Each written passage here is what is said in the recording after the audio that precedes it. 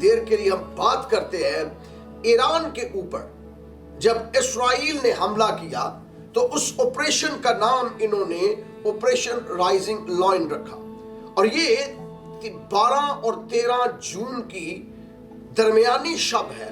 رات کا سما ہے, اور نیوکلری فیسلٹی کے اوپر جو ایران کے اندر ہے ان کے اوپر اسرائیل نے بمباری شروع کر دی, ملٹری سائٹس کو تباہ کر دیا, اور نہ صرف ملٹری بیسز کو تباہ کیا بلکہ ان کے بہت سے میزائل جو بیس تھے میزائل کے ان کے اوپر حملہ کر دیا, آئل اینڈ گیس انفراسٹرکچر جو ہے اس کو برباد کر دیا, اور منسٹری آف ڈیفنس کے اوپر حملہ کر دیا, اور انرجی فیسلٹی کے اوپر ایسا زبردست قسم کا حملہ کیا. بہت سارے لوگوں کی اموات ہوئی, بڑے بڑے نامور شخصیات جو ایران کی بیک بون سمجھا جاتا تھا, ملٹری کے اندر ہوں, ایئر فورسز کے اندر ہوں, یا سیکیورٹی ایجنسیز اور سیکیورٹی اداروں کے اندر ہوں, بہت سے لوگوں کو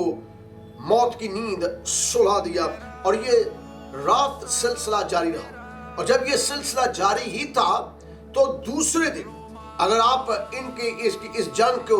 مطالعہ کر رہے ہیں تو 13 سے لے کر 16 تاریخ تک بجائے اس کے کہ ایران آرام سے بیٹھتا, ایران سکون کرتا, یا ایران اپنی اس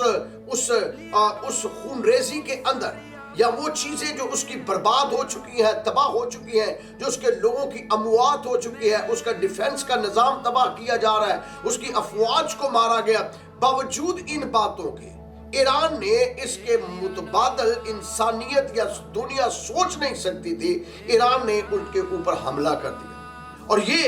14 یا 13 کے درمیان سے یہ سلسلہ شروع ہوا, اور ایران نے اندھا دھند حملے کیے, اور ایسے حملے ایران نے اسرائیل پر کیے کہ اسرائیل کے سکولز تباہ کیے, نہ صرف سکول بلکہ ایئرپورٹس کی بلڈنگز, آئل ریفائنریز, اور اسی طرح ریسرچ فیسلٹیز, سول لوگوں کو مارا, اور نہ صرف سول لوگوں کو مارا بلکہ بہتوں کو زخمی کر دیا, میڈیکل سینٹرز تباہ کر دیے. اور اس دورانیہ کے اندر جب ایران اور اسرائیل آپس کے اندر بمباری کر رہے ہیں, میزائل پھینک رہے ہیں, راکٹ لانچر راکٹس کے ذریعے سے حملے کیے جا رہے ہیں, یہ ڈیفرنٹ جو پاورز ہیں, ڈیفرنٹ چیزیں, ڈیوائسز جو ہے وہ استعمال کر کے ایک دوسرے کو مارا جا رہا ہے, تب یو ایس اے کے پریزیڈنٹ ڈونلڈ ٹرمپ نے 21 اور 22 تاریخ کو اسرائیل کا ساتھ دیتے ہوئے دوبارہ ایران کو اپنی زد میں لیا. تو کیا آج ہم بائبل مقدس کی نظر کے اندر دیکھیں گے کہاں امریکہ, کہاں ایران, کہاں اسرائیل, اور یہ پوری دنیا کو اپنی لپیٹ میں لیا ہے. اور آج پاکستان کی پارلیمنٹ ہو یا پاکستان کی گلی بازار محلہ ہو, سارے آج یہی ڈسکشن کر رہے ہیں اس جنگ کا فیوچر کیا ہے, اس جنگ کا اثر کیا ہوگا. بہت سے لوگ یہ کہہ رہے ہیں کہ یہ جنگ عالمی جنگ کے اندر بدل جائے گی, بہت سے لوگ یہ کہہ رہے ہیں کہ یہ اسلامی ممالک کے ساتھ اعلان جنگ ہے, اور مختلف آراء اور مختلف قیاس آرائیاں پیدا کی جا رہی ہیں. لوگ تذبذب کے عالم کے اندر ہیں, لوگ خوف کے عالم کے اندر ہیں, لوگ ڈر کے عالم کے اندر ہیں, یہاں تک کہ پارلیمنٹ ہلے ہوئے ہیں. میں صرف ایک پارلیمنٹ کی بات نہیں کر رہا, پاکستان کا پارلیمنٹ ہو یا ایران کا ہو یا اسرائیل کا ہو یا یو ایس اے کا ہو, آج مشرق وسطیٰ کا ہر ایک ملک جو ہے وہ ڈرا ہوا ہے, کیا کل ہوگا, میرا مستقبل کیا ہے. اسی طرح پاکستان,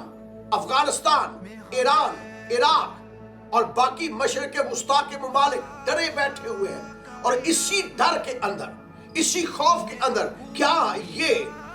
جو چنگاری بھڑکی ہے, کیا کوئی نیوکلیئر پاور تو نہیں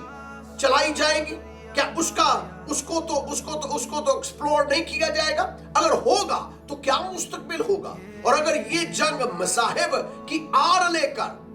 یعنی ایک طرف اسلامی ممالک کو کیا جا رہا ہے, دوسری طرف جو امریکہ ہے یا اس کے اتحادیوں کو کیا جا رہا ہے, تو کیا یہ ایسی کنٹروورسی تو پیدا نہیں ہو جائے گی. مختلف آراء اس کے بارے میں پائی جاتی ہے.